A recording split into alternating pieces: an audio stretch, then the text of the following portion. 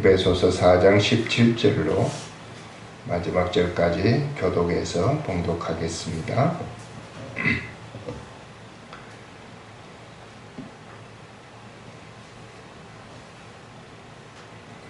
그러므로 내가 이것을 말하며 주 안에서 증언하노니 이제부터 너희는 이방인이 그 마음에 허망한 것으로 행함같이 행하지 말라. 그들의 총명이 어두워지고 그들 가운데 있는 무지함과 그들의 마음이 굳어짐으로 말미암아 하나님의 생명에서 떠나 있도다.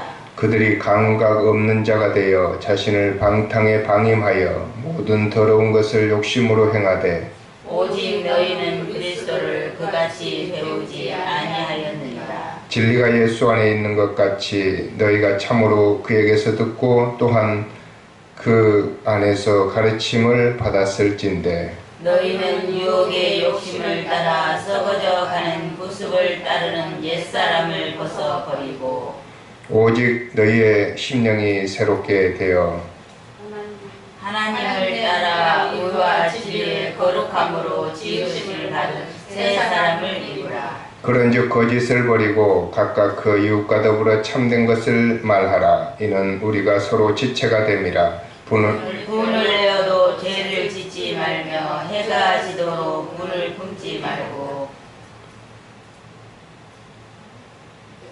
마귀에게 틈을 주지 말라. 도둑질하는 자는 다시 도둑질하지 말고 돌이켜 가난한 자에게 구제할 수 있도록 자기 손으로 수고하여 선한 일을 하라. 무릇 더러운 말은 내 입 밖에도 내지 말고 오직 덕을 세우는 데 소용되는 대로 선한 말을 하여 듣는 자들에게 은혜를 끼치게 하라. 하나님의 성령을 근심하게 하지 말라. 그 안에서 너희가 구원의 날까지 인치심을 받았느니라. 너희는 모든 악독과 노함과 분냄과 떠드는 것과 비방하는 것을 모든 악의와 함께 버리고 서로 친절하게 하며 불쌍히 여기며 서로 용서하기를 하나님이 그리스도 안에서 너희를 용서하신 같이 하라. 아멘. 오늘 8시 반 예배, 백화점에서 드리는 예배를 교회에서 드리도록 하겠습니다. 옛말에 옷이 날개다라는 말이 있죠. 그 말은 옷을 잘 입으면 사람이 좀 돋보인다, 뭐 이런 뜻이겠습니다. 그래서 우리가 잔칫집에 갈 때는 최대한 좋은 옷을 입고 가야 되겠죠. 어떤 옷을 입고 우리가 잔치에 갈 것인가 고민을 많이 하듯이 우리가 천국에 갈 때도 어떤 옷을 입고 가야 될까 고민을 해야 됩니다. 옛사람의 옷을 입고 갈 것인가 새 사람의 옷을 입고 갈 것인가. 물론 우리가 죽으면 염을 하기 때문에 모두가 다 세마포를 입고 가겠습니다만 그러나 정말 우리의 영혼은 어떤 옷을 입고 있을까 이걸 생각해 봐야 되는 것이지요. 제가 오래전에 부목사로 섬기고 있을 때 부천에서 이제 저희 교구에 어떤 권사님 한 분 그 남편께서 오랫동안 중풍으로 쓰러져 계시다가 이제 세상을 떠나셨습니다. 제가 신방을 가던 도중에 연락을 받고 급히 뛰어갔는데 그 권사님께서 제게 부탁하는 말이 제가 농 속에다가 좋은 옷을 하나 만들어 놨는데 같이 입혀줄 수가 없겠느냐고. 그래서 그 어르신 이제 뭐 70이 넘으셨죠. 돌아가셨지만 그분의 옷을 다 벗기고 이제 조금 닦아서 새 옷을 입혀드리는 그것을 제가 권사님과 둘이서 해본 적이 있습니다. 그러고도 이제 장례식장에 가면 또 그 옷을 벗고 세마포를 또 입히게 되지요. 그것은 사람이 천국이라고 하는 집에 갈 때에 옷을 갖춰 입어야 된다, 뭐 이런 뜻이겠습니다. 천국에 갈 때뿐만 아니라 우리는 이 세상에서 교회 갈 때도 옷을 이제 정장을 하고 가지만 세상에 살아가면서도 사람들에게 보이기 위해서 우리가 때때로 어떤 옷을 입어야 될지 고민할 때가 많이 있습니다. 로마서 13장 12절에 보면 그리스도인들을 향해서 너희가 빛의 갑옷을 입자 이렇게 말씀을 하시고, 로마서 13장 14절에서는 오직 예수 그리스도로 옷 입고 라고 하는 말이 나옵니다. 그래서 우리가 예수 그리스도로 옷을 입어야 된다 그런 말씀을 하셨고, 갈라디아서 3장 27절에서도 세례를 받은 자는 그리스도로 옷 입었느니라 이렇게 말씀을 하죠. 오늘 말씀 속에서도 옷이라는 말은 나오지 않지만 너희가 옛사람의 그 구습을 따르는 옛사람을 벗어버리고 하나님을 따라 의와 진리의 거룩함으로 지으심을 받은 새 사람을 입으라 이렇게 말씀을 하셨습니다. 그래서 입으라고 했을 때는 옷을 입듯이 갈아입는다는 뜻이죠. 지금 에베소 교회에 나오는 교인들도 사실은 옛사람의 옷, 예수를 믿기 전에, 하나님을 만나기 전에, 하나님의 거룩한 백성이 되기 전에 우리가 살았던 방식을 그대로 옷 입고 산 그런 사람들이 많았다고 하는 것입니다. 그래서 우리가 옛사람을 벗어버리고 새사람을 새로 입고 살아야 되는데, 그 옛사람의 특징이 무엇인가 라는 것을 우리가 생각해 보고 나서 새사람에 대해서 말씀을 드리려고 합니다. 옛사람의 특징이 무엇일까요? 오늘 말씀 흐르는 대로 한번 읽어보겠습니다. 17절을 다 같이 읽습니다. 시작. 그러므로 내가 이것을 말하며 주 안에서 증언하노니 이제부터 너희는 이방인이 그 마음에 허망한 것으로 행함같이 행하지 말라. 이것이 바로 옛사람이 갖고 있는 첫 번째 옷입니다. 그것은 무엇입니까? 이방인이 그 마음에 허망한 것으로 행함같이 행하지 말라고 그랬기 때문에 이방인들, 즉 예수를 믿지 않는 사람들, 교회 밖에 있는 사람들, 그리스도 안에 있지 않는 사람들은 허망한 것으로 옷을 입고 산다 이런 뜻이 들어있겠습니다. 여러분, 세상 사람들은 그것이 허망한지를 모르면서 허망한 옷을 입고 살아가게 됩니다. 열심히 살기는 하지만 또 무엇인가 성취하고 성공하고 이루면서 살아가긴 하지만 그것이 허망한 것인 것을 발견하는 것은 세월이 오래 지나야 됩니다. 그래서 우리가 임종시에 모든 것이 헛되다라는 것을 발견할 수가 있는 거죠.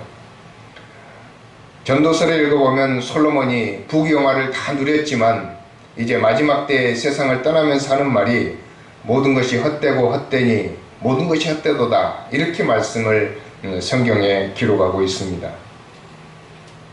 사실 인생 수업이라고 하는 책에 보면 수많은 사람의 임종을 지켜봤던 한 저자가 쓴 글에서 많은 사람들이 죽으면서 아쉬워하는 것은 그들이 돈을 못 벌어서도 아니고 성공을 못해서도 아니고 계획했던 것을 이루지 못해서도 아니고 세상 사람들이 말하는 부유한 삶을 살지 못해서가 아니라 정말 이 세상에서 사랑해야 될 사람을 사랑하지 못하고 용서해야 될 사람을 용서하지 못하고 살았던 그런 것을 생각하면서 내가 허망하게 헛되게 세상을 살았다라고 고백을 한다는 것입니다. 그래서 우리는 허망하지 않는 삶을 살기 위해서 미리미리 준비를 해야 됩니다. 교회도 마찬가지입니다.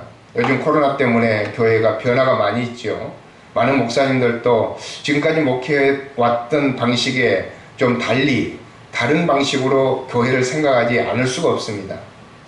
왜냐하면 건물 크게 짓고 사람들 많이 모아서 교세 자랑하고 했던 게 참 허망하구나 이런 생각이 들 겁니다.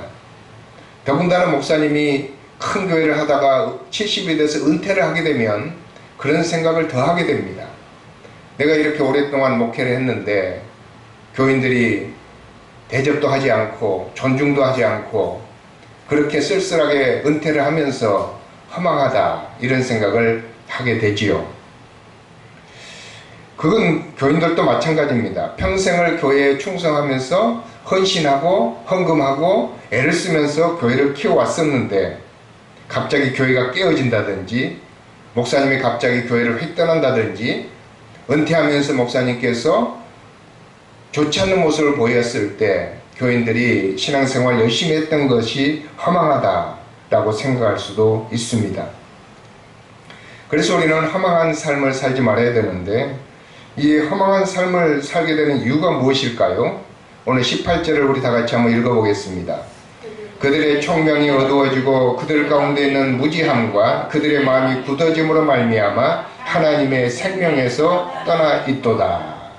총명이 어두워졌기 때문에 허망한 삶을 살게 됩니다. 이 총기라는 말을 종종 쓰지요. 그 사람은 총기가 있다, 총기가 사라졌다, 뭐 이런 말을 쓰는데 이 총명이라는 말이 중요합니다. 영어로는 understanding, 이해력. 그 총기가 없어지게 되면 마음이 어두워지고 우리의 갈 길도 어두워지고 그래서 방향을 잃어버리게 됩니다. 총명이 어두워지면 우리에게 주어지는 두 가지가 있는데 한 가지는 무지, 두 가지는 마음이 굳어짐. 마음이 굳어지는 건 뭐예요? 편향적이 되고 일방적이 되고 고정관념이 생기고 그래서 마음이 굳어졌다 이런 표현을 쓰고 있죠. 무지함과 마음이 굳어짐으로 말미암아 하나님의 생명에서 떠나 있다라고 말씀을 합니다. 우리가 하나님의 생명께로 가까이 가야 되는데 총명이 어두워지게 되면 무지하게 되고 마음이 어두워지게 돼서 하나님의 생명으로 가까이 가지 않는다는 뜻입니다. 그러면 어떻게 됩니까? 우리는 감각적으로 살아가는 자가 되고 본능적으로 살아가는 자가 됩니다. 19절을 다 같이 한번 읽어보겠습니다. 그들이 감각 없는 자가 되어 자신을 방탕에 방임하여 모든 더러운 것을 욕심으로 행하되. 총명이 어두워지고 우리가 험한 것을 추구하면서 세상을 살다 보면 우리는 욕심에 따라서 본능에 따라서 세상을 살아갈 수밖에 없고 그렇게 살아가는 사람들은 하나님께서 방탕한 삶이라고 이야기를 합니다. 에베소서 5장 16절에서 18절에 보면 너희는 지혜 없는 자같이 하지 말고 지혜 있는 자같이 하라. 세월을 아끼라. 술 취하지 말라. 이는 방탕한 것이니 라고 말씀을 합니다. 우리가 술 취하게 되면 방탕한다고 그러죠. 갈 바를 알지 못하고 무엇을 해야 될지 알지 못하고 어디로 가야 될지 모르고 횡설수설하고 무슨 말을 했는지 알 수도 없고 그것을 방탕이라고 이야기하는데 술 취했을 때만 방탕이 있는 것이 아니고 이 세상에 살아가는 많은 사람들이 돈을 쫓아가다가 무엇을 쫓아가다가 세상에 이것저것 쫓아가다 보면 정말 우리 하나님께서 우리들에게 원하시는 것, 하나님이 우리를 위해서 갖고 계신 비전과 계획과 우리 인생의 목표를 상실해버리고 이리 갔다 저리 갔다 하는 것을 방탕이라고 이야기합니다. 그래서 우리가 총명이 어두워져서 무지하고 마음이 굳어지게 되면 방탕에 우리를 방임하게 되어서 더러운 것을 욕심으로 행하게 된다 이렇게 말씀을 하고 있습니다. 그게 바로 옛사람의 특징이지요. 우리는 이것을 벗어버리고 새로 예수 그리스도를 옷 입자라고 말씀을 하고 있습니다. 자, 24절 우리 다 같이 읽겠습니다. 하나님을 따라 의와 진리의 거룩함으로 지으심을 받은 새 사람을 입으라. 그럼 이제 새 사람을 입는다는 것, 이 새 사람을 우리가 입고 산다는 것은 무엇인가? 그것을 이것도 세 가지로 말씀을 드리겠습니다. 첫 번째는 그리스도를 배우는 것이 새 사람을 입고 사는 것입니다. 20절, 21절을 다 같이 읽겠습니다. 오직 너희는 그리스도를 이같이 배우지 아니하였느니라. 진리가 예수 안에 있는 것 같이 너희가 참으로 그에게서 듣고 또한 그 안에서 가르침을 받았을진대. 옛사람을 벗어버리고 새 사람을 입고 산다는 것은 결국은 예수님을 배우는 거예요. 요한복음 8장 24절에 예수님께서 진리를 알지니 진리가 너희를 자유케 하리라. 그리고 마태복음 11장 28절에서 예수님께서 수고하고 무거운 짐진 자들아 다 내게로 오라 그랬죠. 그리고 그 후에 나는 마음이 온유하고 겸손하니 나의 멍에를 베고 내게 배우라. 그리하면 너희 마음이 쉼을 얻으리니. 그리스도를 배운다는 것은 그리스도께서 살아가신 그 삶을 배우는 것이고 그리스도께서 예수님께서 갖고 계신 그 목표의식과 그 예수님의 방향을 배우는 것이고 예수님의 살아가는 그 매너, 살아가는 방법을 배우는 것입니다. 그래서 마음이 온유하고 겸손하니 예수를 배우라. 그렇게 말씀을 했습니다. 그 예수님을 배우는 것 중에서 또 중요한 것은 겸손과 온유라고 하는 것이죠. 지난주에 우리가 하나됨의 원리를 배울 때도 4장 2절에서 모든 겸손과 온유로 하고 오래 참음으로 사람 가운데 서로 용납하고 하는 것을 배웠습니다. 이 공동체에서 겸손과 온유가 얼마나 중요한지, 그리고 예수님께서 성품을 우리에게 가르치실 때에 겸손과 온유를 첫 번째로 가르치셨다는 사실, 이것을 생각하면서 우리가 겸손과 온유가 예수님의 성품이라는 것을 알 수가 있죠.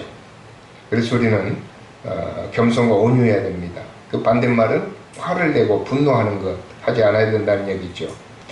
그래서 우리가 우리 자신을 평가해 보려면 두 가지 기준을 가지고 평가해 보면 되는데, 나는 얼마나 화를 잘 내는가, 이걸 평가해 보고, 두 번째는 나는 무엇에 화를 내고 있는가, 이것을 평가해 보면 우리 자신을 알 수가 있습니다. 정말 예수님께서도 화를 내셨죠. 근데 우리가 화를 내는 것과는 주제가 다릅니다. 예수님은 성전에서 장사하는 자들이 막 돈을 바꾸고 성전에서 장사를 하고 있을 때 그 화가 나가지고 그들을 막 뒤엎어버리셨습니다. 그러나 예수님은 한 번도 자기 자신에 대해서 화를 내지 않으셨습니다. 심지어 가룟 유다 제자가 자기를 배반했어도 예수님께서는 그를 향해서 화를 내지 않았습니다. 너는 차라리 태어나지 않았으면 좋을 뻔했다. 그래서 기회를 여러 번 줬죠. 다시 회개할 수 있는 기회를. 그게 바로 예수님께서 가지고 계셨던 겸손과 온유의 모습입니다. 자, 우리 26절을 다 같이 한번 읽어보겠습니다. 분을 내어도 죄를 짓지 말며 해가 지도록 분을 품지 말고, 27절, 마귀에게 틈을 주지 말라.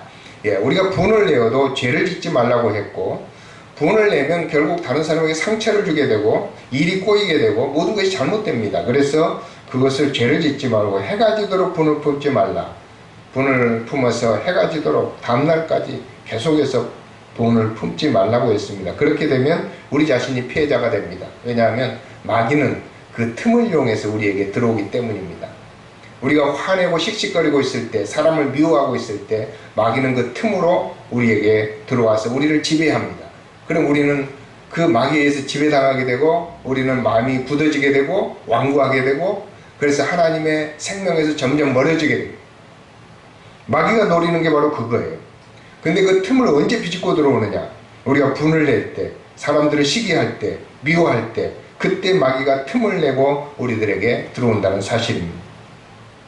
그래서 우리는 그리스도를 배워서 겸손과 온유로 무장을 해야 됩니다. 두 번째는 이웃과 잘 지내야 됩니다. 이웃을 배려할 줄 알아야 됩니다.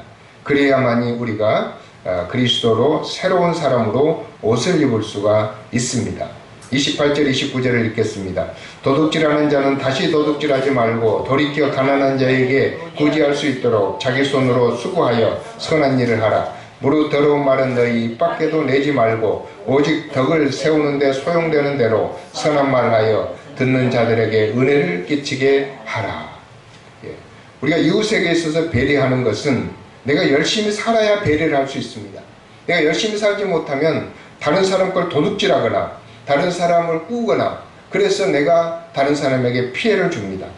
굳이 할 수가 없어요. 다른 사람을 도와줄 수가 없어요. 선한 일을 할 수가 없어요. 그래서 내가 부지런히 일을 해야 된다고 하는 것입니다. 그게 이웃에 대한 배려이죠. 두 번째 배려는 말로 배려하는 것입니다. 우리가 더러운 말을 입 밖에 내지 말라라는 말은, 더러운 말은 욕설을 말하는 것이죠. 욕설뿐만 아니라 다른 사람 험담, 그리고 뒤에서 하는 말, 이런 말들이 다 더러운 말들입니다. 이런 말들을 너희 입 밖에도 내지 말고, 그 말은 이 말을 조심해서 우리 입을 자제해서 해야 된다, 이렇게 말씀을 하고 있는 것이지요. 그래서 우리는 어떤 말을 해야 됩니까? 덕을 세우는 데 소용되는 대로 선한 말을 하여 듣는 자들에게 은혜를 끼치게 하라. 그래서 듣는 사람들이 은혜가 되는 말을 해야 된다고 하는 것입니다. 듣는 사람들에게 은혜를 끼치게 하라. 그게 바로 이웃에 대한 배려입니다. 그랬을 때 32절 같은 그런 우리의 태도가 나오는 것이지요. 32절을 다 같이 한번 읽어보겠습니다. 서로 친절하게 하며 불쌍히 여기며 서로 용서하기를 하나님이 그리스도 안에서 너희를 용서하신 것 같이 하라. 그래서 이웃에 대한 배려가 두 번째 세 사람의 특징이지요. 세 번째 특징은 무엇입니까? 30절을 다 같이 읽겠습니다. 하나님의 성령을 근심하게 하지 말라. 그 안에서 너희가 구원의 날까지 인치심을 받았느니라. 세 번째 세 사람의 특징은 성령을 근심하게 하지 않고 성령을 따라서 살아가는 것입니다. 그래서 에베소서 5장 18절에서는 오직 술 취하지 말고 성령의 충만함을 받으라. 이렇게 말씀을 하셨죠. 우리가 성령을 근심하게 하는 것이 무엇일까요? 성령을 근심하게 하는 것은 하나님의 뜻과 벗어나서 우리가 살아갈 때 성령이 근심을 합니다. 창세로부터 하나님은 우리들에게 비전과 계획을 가지고 계셨습니다. 그리스도인들은 다 이 하나님의 비전 가운데 있는 사람들이에요. 하나님이 우리를 부르셨을 때 그 부르신 그 뜻이 있는 거죠. 그런데 그 뜻대로 살지 않고 나의 뜻대로 살아간다면 성령께서는 근심을 하신다라고 말씀을 합니다. 두 번째 성령이 근심하는 것은 우리의 매너예요. 그리스도인들의 매너.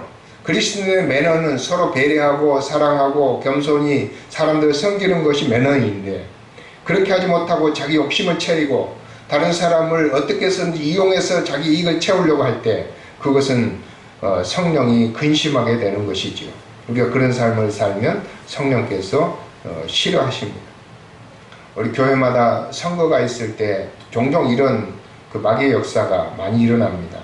성령을 근심하게 하는 일이죠. 오늘 31절의 내용을 한번 읽어보겠습니다. 31절. 너희는 모든 악독과 노함과 분냄과 떠드는 것과 비방하는 것을 모든 악의와 함께 버리고. 이게 바로 성령이 근심하는 모습들입니다. 우리가 하나하나 살펴본다면 악독, 그 다음에 노함, 분노, 분냄, 떠드는 것, 비방하는 것, 악의, 이런 것들이죠. 떠드는 것이라고 하는 것은 시끄럽게 싸우는 것을 말합니다. 비방하는 것은 뒤에서 수군거리면서 사람들을 비난하는 것입니다. 이런 것들은 성령이 근심하게 하는 것입니다. 우리가 이런 것들에 얽혀서 살고 우리 자신이 그렇게 살아가면 우리 안에 있는 성령께서 근심을 하십니다. 그래서 성령이 아무 일도 할 수가 없는 것이지요. 우리 자식들이 서로 싸운다면 부모가 얼마나 근심스럽겠습니까? 자식들이 서로 사이가 좋고 우위가 좋아야 부모가 기분이 좋은 것이죠.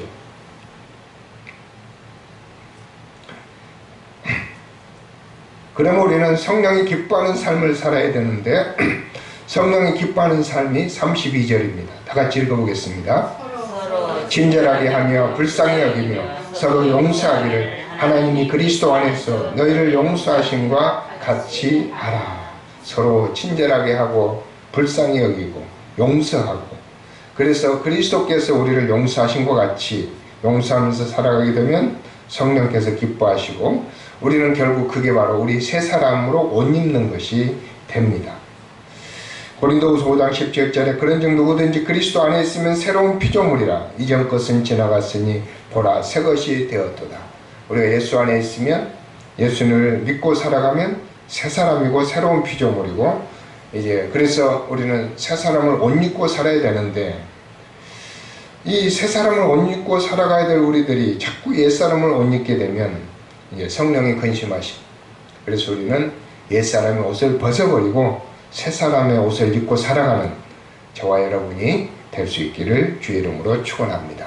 기도하겠습니다. 전능하신 하나님 아버지, 오래도록 우리를 괴롭히고 우리에게 피해를 주었던 옛사람의 습관들이 이제는 완전히 벗어지고 성령으로 덧입어서 새 사람을 옷 입고 살아가는 주의 백성들 되게 하여 주옵소서.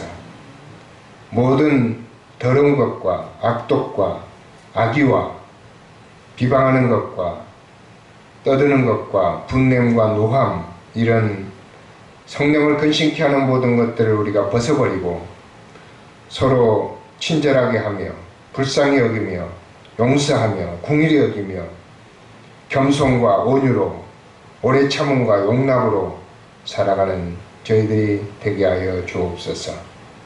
그리스도 안에 있으면 새로운 피조물이라고 하셨는데 이전 것은 지나갔으니 새 것이 되었는데 우리가 옛사람처럼 살지 않고 새 사람으로 당당하게 살아가는 저희들이 되게 하여 주옵소서. 예수님의 이름으로 기도하옵나이다. 아멘. 438장 찬송합니다. 438장.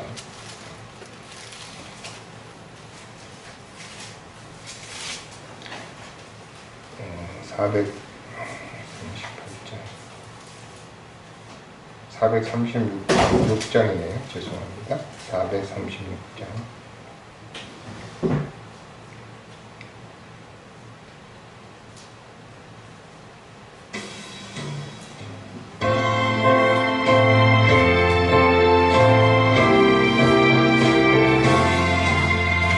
나 이제 주님의 새 생명 얻은 옛 것은 지나고 새 사람이로다. 그 생명 내 맘에 강같이 흐르고 그 사랑 내게서 해같이 빛난다. 영생을 맛보며 주 안에 살리라. 오늘도 내일도 주 함께 살리라. 주 안에 감추인 새 생명 얻으니 이전에 좋던 것 이제는 값없다. 하늘의 은혜와 평화를 맛보니 찬송과 기도로 주 함께 살리라. 영생을 누리며 주 안에 살리라. 오늘도 내일도 주 함께 살리라. 산천도 초목도 새 것이 되었고 죄인도 원수도 친구로 변한다. 새 생명 얻은 자 영생을 누리니 주님을 모신 만 새 하늘이로다. 영생을 누리며 주 안에 살리라. 오늘도 내일도 주 안에 살리라.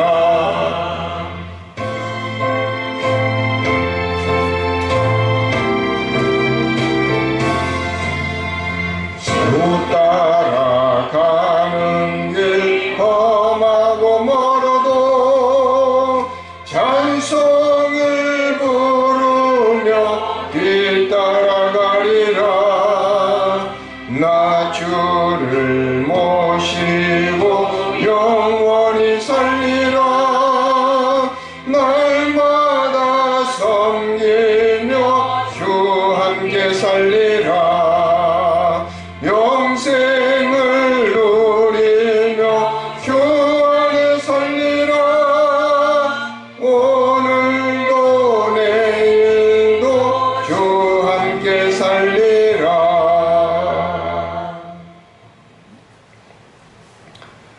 11조금 전혜영 집사님, 감사금 이나연 집사님 주일원금 드렸습니다. 기도하겠습니다. 하나님 감사합니다. 예물을 드립니다. 주님 받으시고 저들의 믿음대로 저희들의 마음의 소원대로 저희들이 하나님께 갖고 있는 그 모든 충성과 사랑과 또 하나님을 향한 기대와 하나님을 사랑하는 마음 담아서 드렸사오니 주님께서 저들에게 복을 주시고 은혜를 다해 주셔서 이 땅에서 넉넉하게 살아가며 주님의 나라에 이를 때에 부족함이 없는 귀한 자들 되게 하여 주옵소서. 감사드리옵고 예수님의 이름으로 기도하옵나이다. 아멘. 오늘 이렇게 여기 드리니까 좋네요. 요즘 사회적 거리 때문에 좀 이렇게 적게 드리는 예배가 필요한 것 같아요. 그럼 전영 집사님 참석하셨는데 우리 전영 집사님은 사실 우리 교인입니다. 우리 롯데백화점에서 예배 많이 드리다가 요즘에 딱 두 분들이시는데요.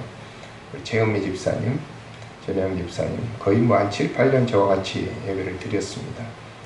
그래서 이제 앞으로 제가 그런 생각을 해요. 교회, 우리 교인이라고 생각하고 임직할 때 거기서도 예배 드렸으니까 권사도 되고 또 장로도 되고 이렇게 했으면 좋겠다. 이제 이런 생각을 이제 하게 됩니다. 여러분 기도해 주시고 우리 교인으로 똑같이 생각하시고 함께 교제할 수 있기를 바랍니다.